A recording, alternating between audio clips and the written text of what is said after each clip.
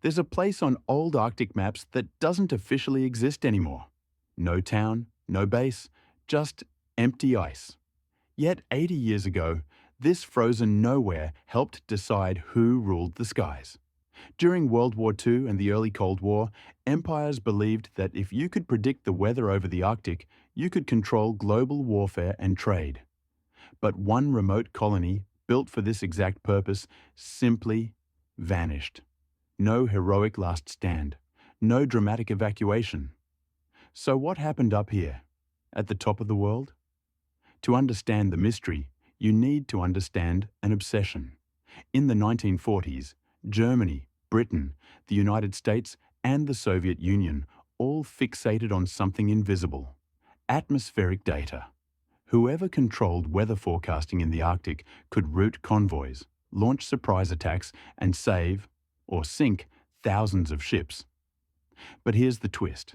The key wasn't better radios or faster planes. It was a chain of human beings, marooned in tiny stations on shifting ice and barren islands, risking their lives to watch clouds, and one of those stations would never come home. Long before secret bases, explorers knew the Arctic controlled the world's weather. Norwegian scientist Wilhelm Bjerknes, in the early 1900s, proved that pressure and temperature patterns over the North Atlantic and Arctic shaped storms in Europe. By the 1920s and 30s, Norway and the Soviet Union ran polar weather stations in Svalbard and Franz Josef Land. Radio sonder balloons sent data south, improving forecasts. But that wasn't enough for rising empires. When World War II erupted, the Arctic stopped being just a scientific frontier and turned into a battlefield for information. For Nazi Germany, accurate weather could mean the difference between a successful U-boat ambush and a disaster. The Third Reich launched a covert program: secret meteorological outposts across the Arctic. They established stations like Schatzgräber on Alexandra Land in 1943 and Haudigen on Svalbard in 1944. Supplies came by U-boat and aircraft, the men isolated for months. Their job? Send coded weather reports to the Kriegsmarine and Luftwaffe. But that wasn't the only problem. The Allies knew controlling weather predicted convoys, and they were determined to shut these stations down. Operation Gauntlet in 1941 showed how far the Allies would go.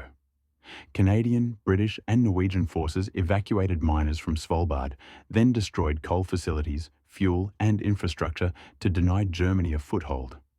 Later raids targeted German weather stations directly. One station on Greenland, codenamed Holz Auge, was discovered by the US-Danish Northeast Greenland Sledge Patrol in 1943 and bombed by American aircraft. The Arctic had turned lethal, but while some bases were attacked, others were simply abandoned, swallowed slowly by ice, storms, and politics. That's where our vanishing colony appears. In September 1944, Germany set up Weather Station Haudigen on Nordostlandet, Svalbard's remote northeastern island. 10 men, led by geophysicist Wilhelm Dager, spent the final year of the war radioing weather data to a collapsing Reich. Then something unexpected happened. Germany surrendered in May 1945. But nobody came for Haudigen. Cut off by ice and chaos, they kept working, still sending data. Only in September 1945 did a Norwegian seal hunting vessel retrieve them. Haudigen became legendary as the last German unit to surrender. But it wasn't the only Arctic station left in limbo. Across the Arctic, after 1945, wooden huts, fuel drums, and antennas stood like ghosts. Many German stations were dismantled after the war, but others simply decayed. On Alexandra Land, remnants of Schatzgräber remained. Its garrison famously struck by trichinosis from eating raw polar bear meat in 1944, forcing a dramatic evacuation. Nature finished what nations started: ice-crushed structures. Coastal erosion ate shorelines. But the real shift came not from weather or wildlife, but from a new global rivalry. The Cold War would transform Arctic weather stations from isolated outposts into critical nodes of surveillance. In 1937, even before World War II ended, the Soviet Union pioneered a new idea: drifting ice stations. The first, North Pole 1, placed 4 men on a floe that wandered over 2,000 kilometres in 9 months. After the war, the USSR expanded this program with stations like North Pole 2 in 1950 and many more. These were true floating colonies, labs, radios, airstrips, riding moving ice. Their data fed both civilian forecasts and secret military planning. But there was a catch. Sea ice is alive. It fractures, melts, and disappears. Entire stations could be forced to evacuate in days. The United States quickly followed. In 1952, it created drifting stations like T3, also known as Fletcher's Ice Island, and others designated Alpha, Bravo, Charlie. These floating bases gathered meteorological and oceanographic data and quietly supported submarine and radar research. Fletcher's Ice Island, discovered in 1946, carried buildings, runways, even tracked vehicles. It drifted for decades, changing hands between military projects and scientists. But that wasn't the only purpose. In an age of intercontinental bombers and missiles, understanding Arctic weather meant understanding how nuclear war might unfold overhead. By the mid-1950s, weather-controlled dreams escalated. The US and Canada built the Distant Early Warning Line, radar stations from Alaska to Greenland, supported by meteorological outposts. Meanwhile, Project Cirrus in 1947 and Project Storm Fury from 1962 tried cloud seeding to weaken hurricanes. None succeeded in controlling weather, but they revealed a mindset. The atmosphere was something to be engineered. Still, the most ambitious Arctic projects stayed focused on prediction, not manipulation. The more precise your data, the more you could plan flights, missile tests, and satellite launches. Until one remote station simply disappeared from the map. To find our vanished colony, we head to northwest Greenland. In 1959, the US Army Corps of Engineers began building Camp Century, a nuclear-powered base buried in the ice, officially for scientific research, including glaciology and meteorology. But beneath that public story lay Project Iceworm, a secret plan to test whether nuclear missiles could be hidden in tunnels within the ice sheet. Camp Century was a technological marvel. Prefabricated tunnels, a portable reactor, weather instruments above. Then something started to go wrong. The Empire hadn't fully understood its new foundation, moving ice.